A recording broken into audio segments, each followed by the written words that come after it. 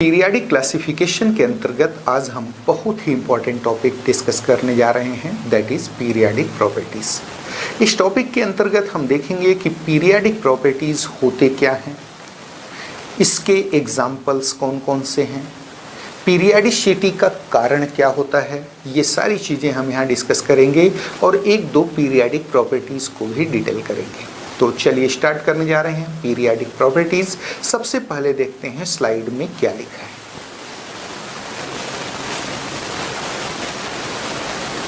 Periodicity of properties. सबसे पहले हम देख रहे हैं कि ये प्रॉपर्टीज का पीरियाडिसिटी क्या है। गुणों की आवर्तिता बोलते हैं, क्या होती है। तो जब डिफरेंट एलिमेंट्स को उनके एटॉमिक नंबर के इंक्रीजिंग ऑर्डर में अरेंज किया जाता है तो कुछ डेफिनेट इंटरवल्स के पश्चात, ये इंटरवल्स होते हैं 2 के, 8 के, 18 के, 32 के, इन इंटरवल्स के पश्चात मिलते जुलते गुणों वाले जो एलिमेंट्स हैं उनकी पुनरावृत्ति होती है, उनका रीऑकरेंस होता है। इसी को हम नाम देते हैं पीरियाडिसिटी ऑफ प्रॉपर्टीज, यानी गुणों की आवर्तिता। और जो प्रॉपर्टीज पीरियाडिकली रिपीट होती हैं, जिन प्रॉपर्टीज का पीरियाडिकल रिपीटेशन होता है, उन्हीं को हम नाम देते हैं पीरियाडिक प्रॉपर्टीज, यानी आवर्ती गुण। तो ऐसे गुण जिनका आवर्त सारणी में एक निश्चित अंतराल के पश्चात पुनरावृत्ति होती है, कुछ निश्चित अंतरालों के पश्चात पुनरावृत्ति होती है, उन्हें हम क्या नाम देते हैं, आवर्ती गुण नाम देते हैं। देखते हैं स्लाइड में क्या लिखा है। Periodicity of properties when different elements are arranged in increasing order of their atomic numbers after certain regular intervals, that is 2, 8, 18, 32, etc. The elements having similar properties are repeated. This is called periodicity of properties.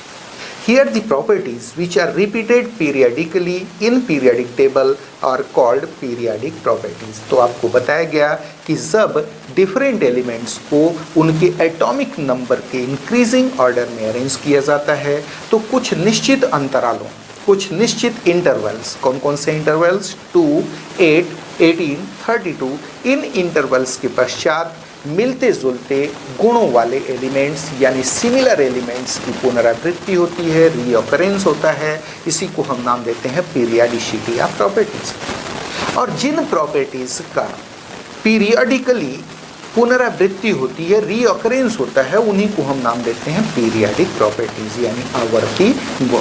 चलिए आगे बढ़ते हैं। Cause of periodicity of properties. देखना यह है कि properties के periodicity का कारण क्या है, क्यों गुणों की पुनरावृत्ति होती है कुछ निश्चित अंतरालों के पश्चात, यानी 2, 8, 18, 32, ये जो एटॉमिक नंबर्स हैं इनके पश्चात मिलते जुलते प्रॉपर्टीज वाले एलिमेंट्स क्यों आ जाते हैं। तो उसका रीज़न देखें। यहाँ पर देखा गया कि एलिमेंट्स की जो प्रॉपर्टीज हैं वह उनके इलेक्ट्रॉनिक कॉन्फ़िगरेशन पर डिपेंड करती है और specially outer shell electronic configuration पर डिपेंड करती है। जिन एलिमेंट्स का outer shell electronic configuration same है उनकी प्रॉपर्टी सेम होती है, जबकि जिनका outer shell electronic configuration differ कर रहा है उनके प्रॉपर्टीज में हमको डिफरेंसेस देखने को मिलते हैं। कहने का मतलब ये कि एलिमेंट्स की प्रॉपर्टीज किस पर डिपेंड कर रही है, उनके इलेक्ट्रॉनिक कॉन्फ़िगरेशन पर और specially outer shell electronic configuration. जब डिफरेंट एलिमेंट्स को उनके एटॉमिक नंबर के इंक्रीजिंग ऑर्डर में हम अरेंज करते हैं तो कुछ निश्चित इंटरवल्स, दैट इज 2, 8, 18, 32, इन इंटरवल्स के पश्चात similar outer shell electronic configuration वाले एलिमेंट्स की पुनरावृत्ति हो जाती है, यानी इन अंतरालों के पश्चात similar outer shell electronic configuration वाला नया एलिमेंट आ जाता है। नेचुरली चूंकि outer shell electronic configuration same है तो उसकी प्रॉपर्टीज भी पहले वाले एलिमेंट से मिलती जुलती होगी, यानी प्रॉपर्टीज का क्या हो गया, रिपीटिशन हो गया। तो आपने क्या देखा, what is cause of periodicity of properties. Properties के पीरियडिसिटी का कारण क्या है। अगर हम वन वर्ड में बात करें कि पीरियडिसिटी का कारण क्या है तो इसका कारण है आउटर सेल इलेक्ट्रॉनिक कॉन्फ़िगरेशन की पीरियडिसिटी। कुछ निश्चित इंटरवल्स के पश्चात similar outer shell electronic configuration वाले एलिमेंट्स आ जाते हैं, इसलिए प्रॉपर्टीज का क्या हो जाता है, रिपीटिशन हो जाता है। तो पीरियडिसिटी का कारण क्या मिला, repetition of outer cell electronic configuration, similar outer cell electronic configuration after certain regular intervals, that is 2, 8, 18, 32 etc. देखिए क्या लिखा है. It has been found that the properties of elements depend upon their electronic configuration and especially upon their outer cell electronic configuration. The elements having similar outer cell electronic configuration have similar properties, while those having different outer cell electronic configuration have different properties. When different elements are arranged in increasing order of their atomic numbers, then after certain regular intervals, that is 2, 8, 18, 32, the elements having similar outer cell electronic configuration are repeated and therefore properties are repeated. Thus, periodicity of properties is due to repetition or reoccurrence or periodicity of similar outer cell electronic configuration after certain regular intervals, that is 2, 8, 18, 32 etc. तो आपने देखा कि गुणों की आवर्तिता का क्या कारण है. What is cause of periodicity of properties. तो cause of periodicity of properties, one word answer, periodicity of similar outer shell electronic configuration after certain regular intervals, यानी कुछ निश्चित अंतरालों के पश्चात समान आउटर सेल इलेक्ट्रॉनिक कन्फिगरेशन यानी समान बाह्य सेल इलेक्ट्रॉनिक विन्यास वाले तत्वों की पुनरावृत्ति होना ही पीरियडिसिटी का कारण है. चलिए आगे बढ़ते हैं. पीरियाडिक प्रॉपर्टीज, आवर्ती गुण क्या होते हैं. आपको बताया गया कि ऐसे प्रॉपर्टीज जिनका एक डेफिनिट अंतराल के पश्चात, एक डेफिनिट इंटरवल के पश्चात पुनरावृत्ति हो जाती है, रीऑकरेंस हो जाता है, उनको हम क्या नाम देते हैं, पीरियाडिक प्रॉपर्टीज नाम देते हैं. देखिए क्या लिखा है. Those properties which are repeated periodically in periodic table are called periodic properties. Most common periodic properties are valency, atomic size, ionic size, ionisation enthalpy, electron gain enthalpy, electronegativity. तो आपने क्या देखा, तत्वों के ऐसे गुण जिनका आवर्त सारणी में एक निश्चित अंतराल के पश्चात पुनरावृत्ति होती है, क्या कहलाते हैं, आवर्ती गुण कहलाते हैं, पीरियाडिक प्रॉपर्टीज कहलाते हैं. और इनके एग्जाम्पल कौन कौन है. तो पहला एग्जाम्पल है वैलेंसी, हिंदी में बोलते हैं संयोजकता. दूसरा एटॉमिक साइज, परमाणु आकार. तीसरा आप ले सकते हैं आयनिक साइज, आयनिक आकार. चौथा आपका हो गया आयोनाइजेशन एंथैल्पी, आयनन एंथैल्पी जिसको हिंदी में बोलते हो. पांचवा इलेक्ट्रॉन गेन एंथैल्पी यानी इलेक्ट्रॉन गेन एंथैल्पी, हिंदी में बोलते हैं इसको इलेक्ट्रॉन ग्रहण की एंथैल्पी, ये है एक पीरियडिक प्रॉपर्टीज. और एक और एग्जांपल है इलेक्ट्रोनेगेटिविटी, विद्युत ऋणात्मकता. ये सारी एग्जांपल हैं पीरियडिक प्रॉपर्टीज की. एक एक करके हम यहाँ डिस्कस करेंगे. इनकी पीरियडिसिटी भी देखेंगे, कैसे ये अक्रॉस द पीरियड या अक्रॉस द ग्रुप इनमें वेरिएशन कैसे होता है, ये सारी बातें डिस्कस करेंगे. सबसे पहला पीरियडिक प्रॉपर्टीज हम यहाँ लेने जा रहे हैं, दैट इज बहुत ही इंपॉर्टेंट है, दैट इज एटॉमिक साइज. हम सबसे पहले इसको डिस्कस करेंगे, एटॉमिक साइज को, एटॉमिक रेडियस को. क्लियर है. चलिए देखते हैं आगे. एटॉमिक रेडियस और atomic size, the distance from the centre of nucleus of an atom to its last electron is called atomic radius of the atom. तो एटम को इन जनरल हम स्फेरिकल मानते हैं.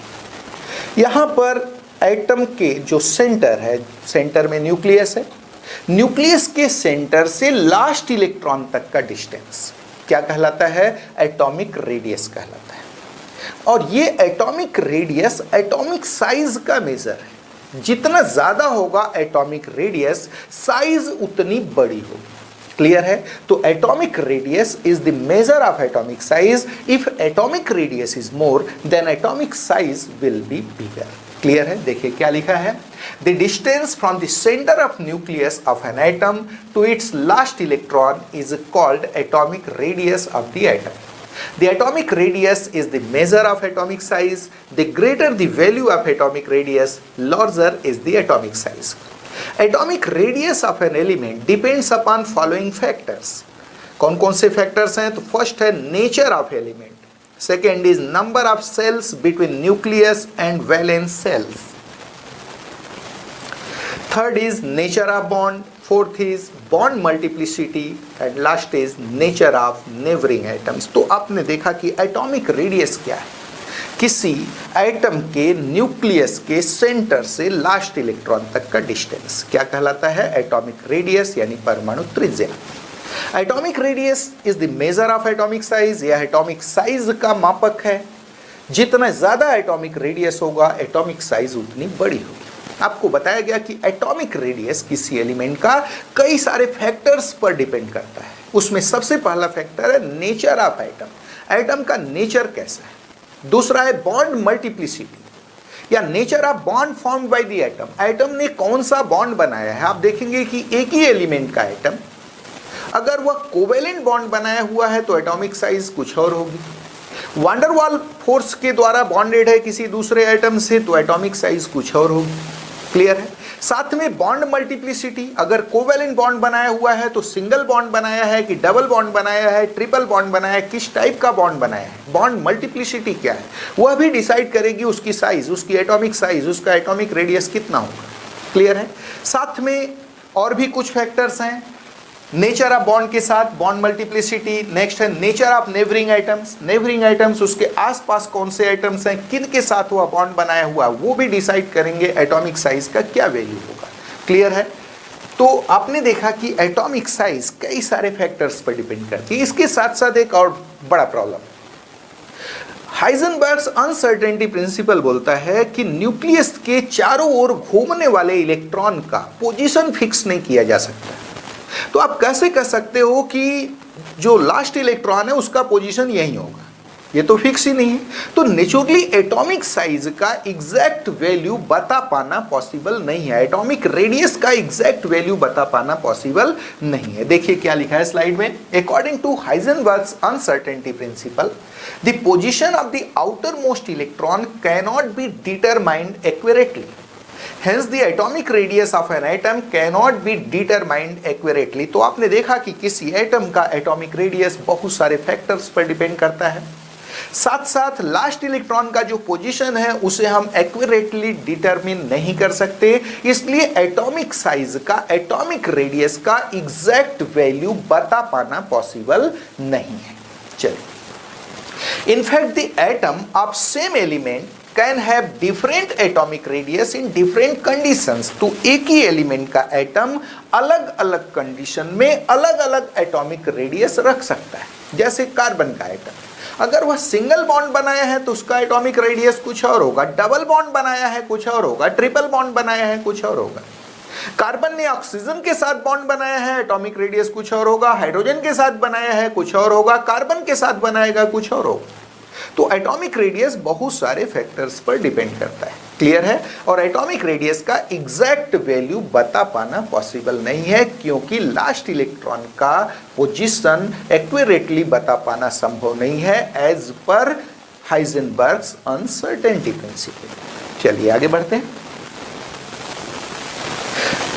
Now types of atomic radius, atomic radius कितने types का हो सकता है। तो अगर हम नेचर ऑफ बॉन्ड की बात करें, किस प्रकार का बॉन्ड बनाया है एटम ने दूसरे एटम के साथ, नेबरिंग एटम्स के साथ, इसके बेसिस पर जो एटॉमिक रेडियस है इसको हम 3 टाइप्स का मान सकते हैं। देखिए क्या लिखा है, depending upon the nature of bond formed by the atom, atomic radius may be of following types. First one is covalent radius, second is metallic radius or crystal radius and third is van der Waals radius। तो आपने देखा कि depending upon nature of bond formed by the atom, atom ने किस प्रकार का bond बनाया है उसके बेसिस पर ये जो एटॉमिक रेडियस है वो 3 टाइप्स का हो सकता है। पहले को हमने कहा कोवेलेंट रेडियस यानी सह संयोजक त्रिज्या हिंदी में बोलते हैं, दूसरे को मेटालिक रेडियस और क्रिस्टल रेडियस धातु त्रिज्या या क्रिस्टल त्रिज्या, और तीसरे का नाम है van der Waals रेडियस यानी van der Waals त्रिज्या।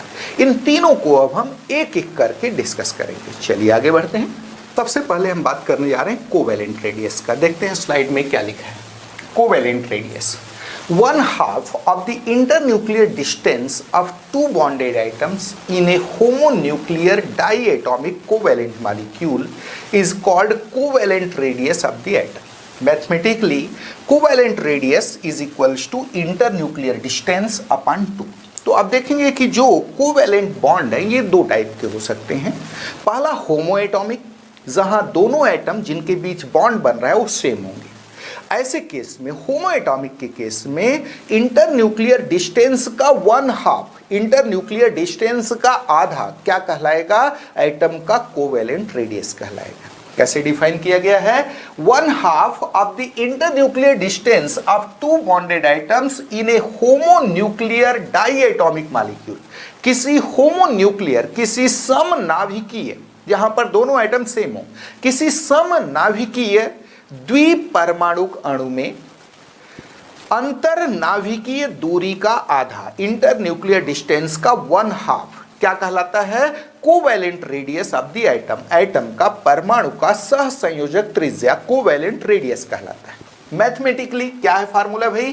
कोवैलेंट रेडियस इक्वल होगा इंटरन्यूक्लियर डिस्टेंस अपॉन 2। देखते हैं डायग्राम में। ये देखिए यहां पर होमोन्यूक्लियर डाइएटॉमिक मॉलिक्यूल शो किया गया है। यहां दोनों एटम की साइज सेम है। ऐसे केस में ध्यान दीजिए, इन दोनों एटम के बीच एक कोवैलेंट बॉन्ड बना है। इस कोवैलेंट बॉन्ड का पेयर्ड इलेक्ट्रॉन बीच में शो किया गया है। यहां पर दोनों एटम के सेंटर, न्यूक्लियस के सेंटर का डिस्टेंस क्या कहलाएगा? इंटरन्यूक्लियर डिस्टेंस कहलाएगा। ये शो किया गया है इंटरन्यूक्लियर डिस्टेंस, दिस वन। इस इंटरन्यूक्लियर डिस्टेंस का 1/2, ये 1/2 आधा क्या कहलाएगा? Covalent radius of the atom. Atom का कोवैलेंट रेडियस कहलाएगा, सह संयोजक त्रिज्या कहलाएगा। चलिए भाई, फिगर किस चीज का शो किया गया है? Covalent radius of chlorine atom. Suppose Cl2 molecule की बात की गई है। Chlorine atom in homo atomic Cl2 molecule. Homo atomic यानी जहां दोनों एटम सेम हो। Cl2 में दोनों Cl के एटम हैं। ऐसे केस में कोवैलेंट रेडियस क्या होगा? तो इंटरन्यूक्लियर डिस्टेंस का 1/2 होगा। लेकिन कोवैलेंट बॉन्ड एक दूसरे टाइप का भी हो सकता है, हेटेरोएटॉमिक, जहां पर दो अलग अलग एटम के बीच कोवैलेंट बॉन्ड बना होगा, जैसे HCl, HF। ये तो क्या यहां इंटरन्यूक्लियर डिस्टेंस का 1/2 ले सकते हैं? आंसर इज नो, क्योंकि एक एटम की साइज छोटी है, दूसरे की बड़ी है। तो आप जो है इंटरन्यूक्लियर डिस्टेंस का 1/2 नहीं ले सकते, आपको सही आंसर नहीं मिलेगा। ऐसे केस में हम कोवैलेंट रेडियस को कैसे डिफाइन करते हैं हम बाद में डिस्कस करेंगे। पहले यहां एक एग्जांपल दिखाया गया है होमो न्यूक्लियर डाइएटॉमिक मॉलिक्यूल का। For example for Cl2 molecule, याद रहे होमो न्यूक्लियर का केस है। Cl2 मॉलिक्यूल के लिए इंटरन्यूक्लियर डिस्टेंस का जो वैल्यू आता है वह आता है 1.99 एंगस्ट्रॉम। कितना आता है? 1.99 angstrom. Therefore, covalent radius of chlorine atom, chlorine atom का Cl2 मॉलिक्यूल में क्लोरीन एटम का कोवैलेंट रेडियस कितना होगा?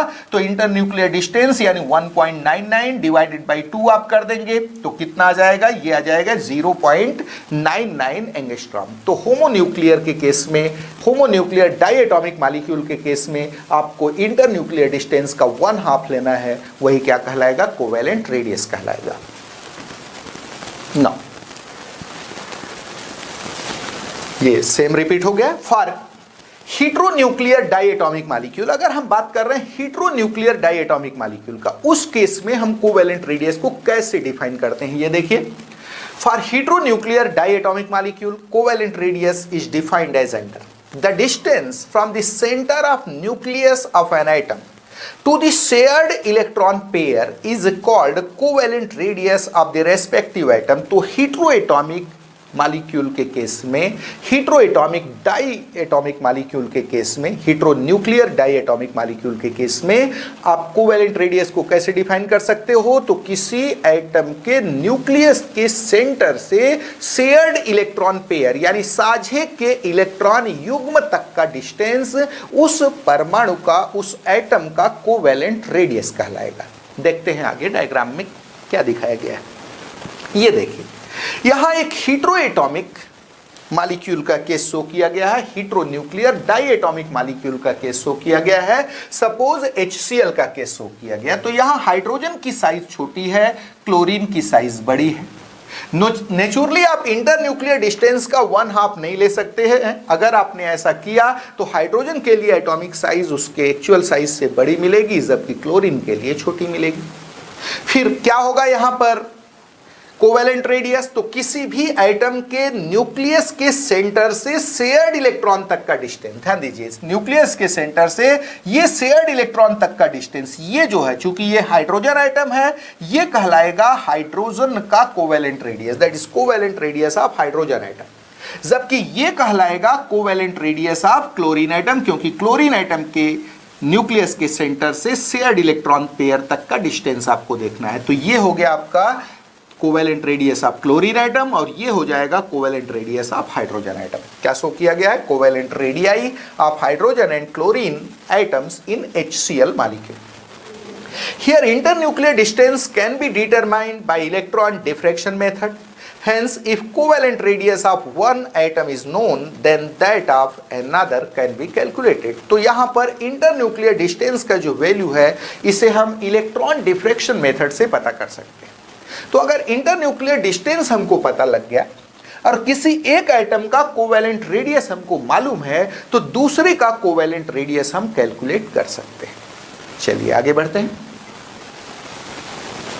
नाउ सेकेंड टाइप हमने आ रहा है मेटालिक रेडियस और क्रिस्टल रेडियस। तो अगर हम किसी मेटल की बात करें तो मेटल में सेम साइज्ड मेटल एटम एक दूसरे को टच करते हुए अरेंज्ड रहते हैं। यहां पर ओवरलैपिंग नहीं होती जैसा कि कोवेलेंट के केस में, कोवेलेंट बॉन्ड के केस में होती है, वैसा यहां ओवरलैपिंग नहीं होती। तो मेटल में आप क्या देखेंगे, वहां पर सेम साइज्ड मेटल आइटम एक दूसरे को टच करते हुए रखे गए हैं। ऐसे केस में दो जो नियरेस्ट आइटम्स हैं, एक दूसरे के कांटेक्ट में जो आइटम्स हैं, उनके इंटरन्यूक्लियर डिस्टेंस का 1/2 ले लीजिए, वही क्या कहलाएगा? मेटालिक रेडियस कहलाएगा या क्रिस्टल रेडियस कहलाएगा। देखिए स्लाइड में क्या लिखा है, मेटालिक रेडियस और crystal radius. In metallic crystals same sized metal atoms remain arranged touching each other. Here 1/2 of the internuclear distance of two nearest atoms of a metallic crystal is called metallic radius or crystal radius of the metal. Mathematically, metallic radius is equals to internuclear distance of two nearest atoms upon 2. तो आपने क्या देखा कि धात्विक क्रिस्टलों में समान आकार के धातु परमाणु एक दूसरे को स्पर्श करते हुए व्यवस्थित रहते हैं। यहां दो समीपस्थ परमाणुओं के अंतर नाभिकीय दूरी इंटरन्यूक्लियर डिस्टेंस का 1/2 यानी आधा क्या कहलाएगा? मेटालिक रेडियस या क्रिस्टल रेडियस कहलाएगा रेस्पेक्टिव मेटल का संगत धातु पर। चलिए आगे बढ़ते हैं। ये देखिए डायग्राम में सेम साइज्ड मेटल एटम एक दूसरे को टच करते हुए रखे होंगे। किन्हीं भी दो नियरेस्ट एटम्स के इंटरन्यूक्लियर डिस्टेंस का 1/2 ले लीजिए, क्या कहलाएगा? वही मेटालिक रेडियस। तो यहां मेटालिक रेडियस शो किया गया है, सेम साइज के मेटल एटम्स एक दूसरे को टच करते हुए रखे जाएंगे। दो नियरेस्ट एटम्स जो हैं उनके इंटरन्यूक्लियर डिस्टेंस यानी इसका 1/2 आपको लेना है, आधा लेना है, क्या कहलाएगा? Metallic radius. खास बात, कोवेलेंट रेडियस के केस में ओवरलैपिंग होती थी, ये दोनों एटम्स एक दूसरे से कॉमन एरिया शेयर करते थे। यहां पर कोई ओवरलैपिंग नहीं होगी। कहने का मतलब ये कि अगर सेम एलिमेंट की बात करें, उसके कोवेलेंट रेडियस और मेटालिक रेडियस को अगर हम कंपेयर करें तो मेटालिक रेडियस का वैल्यू ज्यादा मिलेगा क्योंकि यहां पर कोई ओवरलैपिंग नहीं हो रही है, जबकि कोवेलेंट रेडियस का वैल्यू रिलेटिवली कम मिलेगा। चलिए आगे बढ़ते हैं। For example, for sodium internuclear distance of two nearest atoms, दो नियरेस्ट एटम्स का इंटरन्यूक्लियर डिस्टेंस सोडियम के लिए होता है 3.72 एंगस्ट्रॉम। तो यहां मेटालिक रेडियस कितना होगा? 3.72 डिवाइडेड बाई 2, ये हो जाएगा आपका metallic radius of sodium. Therefore, metallic radius of sodium क्या मिलेगा? 3.72 upon 2, that is 1.86 angstrom. Here, internuclear distance can be determined by X-ray diffraction और electron diffraction. यहाँ भी internuclear distance का value X-ray diffraction और electron diffraction method से हम पता कर सकते हैं। और एक बार हमको internuclear distance पता लग गया, divided by 2 कर दीजिए, आपको क्या मिल जाएगा? metallic radius मिल जाएगा। चलिए आगे बढ़ते हैं। एटॉमिक रेडियस का तीसरी कैटेगरी वांडर वाल रेडियस। वांडर वाल रेडियस क्या होता है? सबसे पहले हमको जानना होगा वांडर वाल फोर्स क्या होगा। तो इन जनरल हमको मालूम है कि जो मॉलिक्यूल्स हैं, नॉन बॉन्डेड आइटम्स और मॉलिक्यूल्स, यानी ऐसे आइटम्स और मॉलिक्यूल्स जिनके बीच कोई केमिकल बॉन्ड नहीं है, हम ऐसा मानते हैं कि वो एक दूसरे को जो अट्रैक्ट कर रहे हैं, उस अट्रैक्शन का कारण है वान डर वाल फोर्स, जो अलग अलग टाइप के इंटरेक्शन से प्रोड्यूस होता है। इसको हम लोग गैसियस स्टेट में बड़ा डिटेल में पढ़ते हैं। 3 टाइप के इंटरेक्शंस वहाँ पढ़ते हैं, that is dipole dipole interaction, dipole induced dipole interaction, और तीसरी कैटेगरी आती है induced dipole induced dipole interaction. तो इन तीनों इंटरेक्शंस के कारण वो एराइज होते हैं इन जनरल। तो वान डर वाल फोर्स क्या है? It is one of the weakest force of nature, nature का एक वीकेस्ट, नेचर के कमजोर बलों में से एक फोर्स है, एक बल है। कौन? वान डर वाल फोर्स। कहां काम करता है? तो नॉन बॉन्डेड एटम्स और मॉलिक्यूल्स के बीच, ऐसे एटम्स और मॉलिक्यूल्स जिनके बीच कोई केमिकल बॉन्ड नहीं है, उनके बीच कौन सा फोर्स का ऑपरेट करता है? तो वान डर वाल फोर्स। तो अगर यहां पर सॉलिड स्टेट में मॉलिक्यूल्स के बीच नॉन बॉन्डेड मॉलिक्यूल्स हैं, उन नॉन बॉन्डेड मॉलिक्यूल्स के जो नियरेस्ट एटम्स हैं, उनके बीच का जो इंटरन्यूक्लियर डिस्टेंस है, उसका अगर हम 1/2 करते हैं तो वह कहलाता है वान डर वाल रेडियस। क्लियर है? क्या कहलाता है? वान डर वाल रेडियस। क्योंकि हम ये मान करके चलते हैं कि नॉन बॉन्डेड एटम्स और नॉन बॉन्डेड मॉलिक्यूल्स के बीच जो फोर्स लग रहा है, वह कौन सा फोर्स है? दैट इज वान डर वाल फोर्स और वान डर वाल अट्रैक्शन। देखिए स्लाइड में क्या लिखा है। 1/2 of the internuclear distance of 2 nearest atoms belonging to 2 nearest molecules in solid state of a covalent substance is called van der Waal radius of the atom. Mathematically, van der Waal radius is equals to internuclear distance of 2 nearest atoms belonging to 2 nearest molecules divided by 2. तो याद रहे, किसी सहसंयोजक यौगिक, सहसंयोजक पदार्थ, अगर उसमें मॉलिक्यूलर स्पीसीज प्रेजेंट है, तो आप देखेंगे कि दो नॉन सॉलिड स्टेट में दो नॉन बॉन्डेड मॉलिक्यूल्स, यानी जो मॉलिक्यूल्स के बीच कोई बॉन्डिंग नहीं है, उनके जो नियरेस्ट एटम्स हैं, उनके इंटरन्यूक्लियर डिस्टेंस का 1/2 क्या कहलाएगा? वान डर वाल रेडियस कहलाएगा। देखिए क्या लिखा है definition, 1/2 of the internuclear distance, अंतरनाभिकीय दूरी का आधा, किसके? Of 2 nearest atoms, 2 nearest atoms किसके? Belonging to 2 nearest molecules in solid state of a covalent substance, किसी सहसंयोजक पदार्थ के दो निकटस्थ अणुओं के निकटस्थ परमाणुओं के अंतरनाभिकीय दूरी का आधार क्या कहलाता है? वान डर वाल त्रिज्या कहलाती है। क्या बताया गया? 1/2 of the internuclear distance of 2 nearest atoms belonging to 2 nearest molecules in solid state of a covalent substance। Condition है, किसी covalent substance के solid state में दो nearest molecules के दो nearest atoms के internuclear distance का 1/2 यानी आधा क्या कहलाता है? उस तत्व का, that is वान डर वाल रेडियस कहलाता है।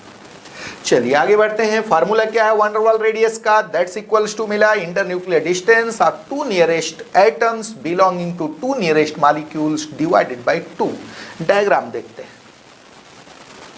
ये देखिए, यहां पर हम मान लेते हैं कि ये पहला कोवेलेंट मॉलिक्यूल है, ये मॉलिक्यूल पहला है जिनके बीच ओवरलैपिंग हुई है। ध्यान दीजिए, ये ओवरलैपिंग हुई है, ये पहला मॉलिक्यूल है और ये दूसरा मॉलिक्यूल है। मान लेते हैं कि सॉलिड स्टेट में ये दोनों मॉलिक्यूल, पहला और दूसरा, एक दूसरे के कांटेक्ट में है, ऐसा मान लेते हैं, क्योंकि हमने सॉलिड स्टेट का कंडीशन रखा है, मतलब इंटरमॉलिक्यूलर डिस्टेंस बहुत कम है। तो ये पहला मॉलिक्यूल, पहले मॉलिक्यूल के 2 एटम, ये दूसरा मॉलिक्यूल, उसके 2 एटम। क्लियर है? अगर हम इस पहले मॉलिक्यूल की बात करें, इस इंटरन्यूक्लियर डिस्टेंस, इसको इंटरन्यूक्लियर डिस्टेंस हम लें, इसका 1/2 कहलाएगा कोवेलेंट रेडियस। क्या कहलाएगा? Covalent radius. ध्यान दीजिए, ये पहला मॉलिक्यूल, ये दूसरा, इनके बीच, इस मॉलिक्यूल और इस मॉलिक्यूल के बीच कोई केमिकल बॉन्ड नहीं है। हम मान के चल रहे हैं कि ये एक दूसरे के कांटेक्ट में किस फोर्स के कारण है? तो वान डर वाल फोर्स के कारण है।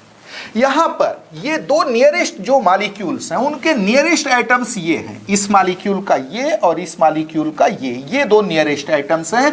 इस इंटरन्यूक्लियर डिस्टेंस का, यानी दो नियरेस्ट मॉलिक्यूल्स के नियरेस्ट एटम्स के इंटरन्यूक्लियर डिस्टेंस का 1/2 यानी इसका 1/2, ये क्या कहलाएगा? वान डर वाल रेडियस कहलाएगा। क्या कहलाएगा? वान डर वाल रेडियस। कॉम्पिटिटिव एग्जाम में बहुत पूछा जाता है। डायग्राम दे देगा, यहां पर क्वेश्चन मार्क दे देगा, या यहां क्वेश्चन मार्क दे देगा, पूछेगा क्या है वो। कौन से रेडियस को शो कर रहे हैं। तो आप बता सकते हो वान वाल रेडियस क्या होता है, that is 1/2 of the internuclear distance of two nearest atoms belonging to two nearest molecules in a solid state of a covalent substance। किसी सहसंयोजक पदार्थ के ठोस अवस्था में दो निकटस्थ अणुओं के निकटस्थ परमाणुओं के अंतर नाभिकीय दूरी का आधा, इंटरन्यूक्लियर डिस्टेंस का 1/2 क्या कहलाता है, van der Waals radius of the atom, परमाणु का वान डेर वाल त्रिज्या कहलाता है। आप देखेंगे कि ये जो वान डेर वाल रेडियस है ये मेटालिक रेडियस से भी ज्यादा होगा किसी एक ही एलिमेंट के लिए। अगर हम इन तीनों रेडियस को कंपेयर करें तो सबसे कम होगा कोवेलेंट रेडियस, क्योंकि वहां ओवरलैपिंग हो रही है। उससे ज्यादा होगा मेटालिक रेडियस, क्योंकि मेटालिक रेडियस में एटम्स कांटेक्ट में है but there is no overlapping. और उससे भी ज्यादा होगा वान डेर वाल रेडियस, क्योंकि वान डेर वाल रेडियस में हमने यहां पर जरूर इन मॉलिक्यूल को कांटेक्ट में रख दिया, लेकिन ये थोड़ा दूर भी हो सकते थे, थोड़ा सा दूर भी हो सकते थे। तो वान डेर वाल रेडियस चूंकि सबसे कमजोर फोर्स यहां काम कर रहा है, वान डेर वाल रेडियस का वैल्यू किसी भी एलिमेंट के लिए इन तीनों रेडियस में, यानी कोवेलेंट रेडियस, मेटालिक रेडियस और वान डेर वाल रेडियस में से सबसे ज्यादा किसका होगा, तो याद रहे वान डेर वाल रेडियस का होगा। कई बार इनका जो है कंपेयर, ये जो वैल्यू है इसका ऑर्डर पूछता है कॉम्पिटिटिव एग्जाम में। चलिए आगे बढ़ते हैं। For example, for Cl2 molecule, internuclear distance of two nearest atoms of two nearest molecule in solid state. Solid state में क्लोरीन मॉलिक्यूल के लिए दो नियरेस्ट मॉलिक्यूल के नियरेस्ट एटम्स का इंटरन्यूक्लियर डिस्टेंस कितना आता है, 3.60 angstrom. Therefore, van der Waal radius of chlorine atom कितना होगा, 3.60 divided by 2 angstrom, that is 1.80 angstrom. याद होगा क्लोरीन का कोवेलेंट रेडियस कितना मिला था, 0.99 एंगस्ट्रॉम। वहीं यहां पर van der Waal रेडियस कितना मिला, 1.80 एंगस्ट्रॉम, रिलेटिवली बहुत ज्यादा मिला है। क्लियर है। Order of covalent, metallic and van der Waal radii for a definite element, किसी एलिमेंट के लिए, डेफिनिट एलिमेंट के लिए इन तीनों रेडियाई का ऑर्डर क्या होता है, कॉम्पिटिटिव एग्जाम में बहुत पूछता है। तो क्या ऑर्डर है, R van der Waal is greater than और मेटालिक इज ग्रेटर देन और कोवेलेंट। सबसे ज्यादा किसका वैल्यू मिलेगा, van der Waal रेडियस का, उससे कम मिलेगा मेटालिक रेडियस का और सबसे कम मिलेगा कोवेलेंट रेडियस का। ये ऑर्डर होता है। Now periodicity of atomic radius, atomic radius का पीरियडिसिटी यानी पीरियडिक टेबल में अक्रॉस द पीरियड और अक्रॉस द ग्रुप इनमें चेंजेस कैसे होते हैं, उसी को हम क्या नाम देते हैं, पीरियडिसिटी। देखिए क्या लिखा है स्लाइड में, on moving left to right in a period of periodic table atomic radius goes on decreasing continuously from alkalis metals, that is group 1 to halogens group 17। तो किसी पीरियड में जब हम लेफ्ट टू राइट चलते हैं, periodic table के किसी period में बाईं से दाईं ओर चलने पर एटॉमिक रेडियस धीरे धीरे घटता चला जाता है। कहां से कहां तक, अल्कलीज मेटल से हैलोजेंस तक, यानी ग्रुप 1 से ग्रुप 17 तक लगातार घटता है। क्लियर है। आगे देखिए क्या लिखा है, however zero group elements, that is group 18, exceptionally have biggest atomic radius in a period, even bigger than alkalis metals due to their closed cell, that is octet electronic configuration। तो आपने देखा कि किसी पीरियड में जब हम left to right चलते हैं तो अल्कलीज मेटल से हैलोजेंस तक लगातार एटॉमिक साइज, एटॉमिक रेडियस घटता जाता है, किंतु जीरो ग्रुप एलिमेंट का यानी ग्रुप 18 का, 17 के बाद 18 आता है, उनका साइज, उनका एटॉमिक साइज किसी भी पीरियड में सबसे बड़ा होता है, इवन अल्कलीज मेटल से भी बड़ा होता है। तो अगर हम रिएक्टिव एलिमेंट्स की बात करें, रिएक्टिव एलिमेंट्स में सबसे बड़ी एटॉमिक साइज किसकी होती है, तो ऑलवेज रिमेंबर अल्कलीज मेटल्स। लेकिन ओवरऑल अगर हम कंसीडर कर रहे हैं किसी पीरियड में सबसे बड़ी एटॉमिक साइज किसकी है, तो answer is zero group elements, that is 18 group elements, inert gases. ये सबसे खास बात है। चलिए आगे बढ़ते हैं। ये देखिए एक छोटा सा पीरियडिक टेबल आपको दिखाया गया है। Lithium, beryllium, boron, carbon, nitrogen, oxygen, fluorine, neon. जैसे जैसे हम लेफ्ट टू राइट चलते हैं एटॉमिक रेडियस डिक्रीजेस। कहां से कहां तक? अल्कलीज मेटल से हैलोजेंस तक। लेकिन जीरो ग्रुप के जो एलिमेंट्स हैं उनकी एटॉमिक साइज एक्सेप्शनली किसी पीरियड में सबसे बड़ी होती है, even bigger than alkalies metals. Alkalies metal से भी बड़ी होती है। क्लियर है?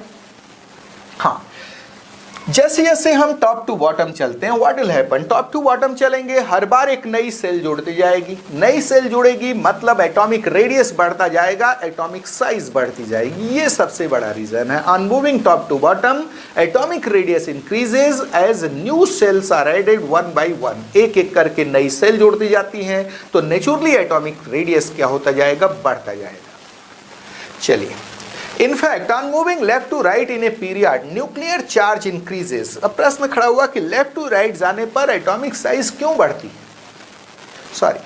लेफ्ट टू राइट जाने पर एटॉमिक साइज क्यों घटती है? From alkalies metals to halogens. तो जैसे जैसे हम लेफ्ट टू राइट चलते हैं, इलेक्ट्रॉन का आउटर मोस्ट सेल सेम रहता है, इलेक्ट्रॉन सेम सेल में एंट्री करता है। लेकिन न्यूक्लियर चार्ज बढ़ने के कारण इलेक्ट्रॉन न्यूक्लियस की ओर खींचता जाता है, न्यूक्लियर अट्रैक्शन उस पर बढ़ता जाता है, तो नेचुरली एटॉमिक साइज क्या होते जाएगी? घटती चली जाएगी। देखिए क्या लिखा है। In fact on moving left to right in a period, nuclear charge increases but electrons enter in same shell. Hence nuclear attraction on valence electron increases so that the electrons are more strongly pulled towards the nucleus, thus atomic radius decreases across the period। तो आपको बताया गया कि जैसे जैसे हम किसी period में लेफ्ट टू राइट चलते हैं, इलेक्ट्रॉन सेम सेल में एंट्री करता है, आउटर मोस्ट सेल यहाँ चेंज नहीं होता। लेकिन न्यूक्लियर चार्ज बढ़ने के कारण इलेक्ट्रॉन पर न्यूक्लियर अट्रैक्शन बढ़ता जाता है, इलेक्ट्रॉन न्यूक्लियस की ओर खींचता जाता है, नेचुरली एटॉमिक साइज क्या होती जाएगी? घटती चली जाएगी। लेकिन जब हम टॉप टू बॉटम चलते हैं, हर बार एक नई सेल ऐड होती है, नेचुरली एटॉमिक साइज वहां क्या होगी? बढ़ेगी। Here, amongst reactive elements, alkalis metals have biggest atomic radius, while halogens have smallest atomic radius in a period। तो किसी पीरियड में अगर बात करें तो रिएक्टिव एलिमेंट्स की अगर सिर्फ बात कर रहे हैं तो सबसे बड़ी एटॉमिक साइज होती है अल्कलीज मेटल्स की और सबसे छोटी एटॉमिक साइज होती है हैलोजेंस की। बट अगर ओवरऑल कंसीडर कर रहे हैं, इनर्ट गैसेस को भी हम इंक्लूड कर लें, तो सबसे बड़ी साइज किसकी होती है? इनर्ट गैसेस की, even bigger than alkalies metals. Alkalies metal से भी वो बड़े होते हैं due to closed shell electronic configuration, octet electronic configuration के कारण। On moving top to bottom in a group, atomic radius goes on increasing as new cells are added one by one। तो जैसे जैसे हम किसी ग्रुप में ऊपर से नीचे जाते हैं, एटॉमिक रेडियस बढ़ता जाता है, क्योंकि हर बार एक नया सेल ऐड होते जाता है, नेचुरली एटम की साइज क्या होते जाएगी? बढ़ती जाएगी। तो आज के लेक्चर में बस इतना ही। आज हमने देखा कि पीरियडिसिटी ऑफ प्रॉपर्टीज क्या है, पीरियाडिक प्रॉपर्टीज कौन कौन से हैं, पीरियडिसिटी का कारण क्या है, साथ में हमने देखा कि एटॉमिक रेडियस कितने टाइप का हो सकता है और इनका खुद रिलेटिव ऑर्डर क्या है, कोवेलेंट रेडियस, मेटालिक रेडियस और वान डेर वाल रेडियस का रिलेटिव ऑर्डर क्या होता है किसी एलिमेंट के लिए, और साथ में इनकी पीरियडिसिटी क्या होती है, कैसे इनका atomic size across the period किस ढंग से चेंज होता है और अक्रॉस ग्रुप कैसे चेंज होता है। तो आज बस इतना ही, बाकी हम नेक्स्ट लेक्चर में देखेंगे। नेक्स्ट लेक्चर में हम बात करेंगे आयनिक रेडियस का। बहुत ही इंपॉर्टेंट पॉइंट है, बहुत सारे क्वेश्चंस वहाँ पूछे जाते हैं कॉम्पिटिटिव एग्जाम में, स्पेशली आइसो इलेक्ट्रॉनिक आयंस की जो एटॉमिक रेडियस होता है उनके ऑर्डर से रिलेटेड क्वेश्चन उठाता है। तो ये सारी चीज़ें हम नेक्स्ट पीरियड में डिस्कस करेंगे। आज बस इतना ही, थैंक यू।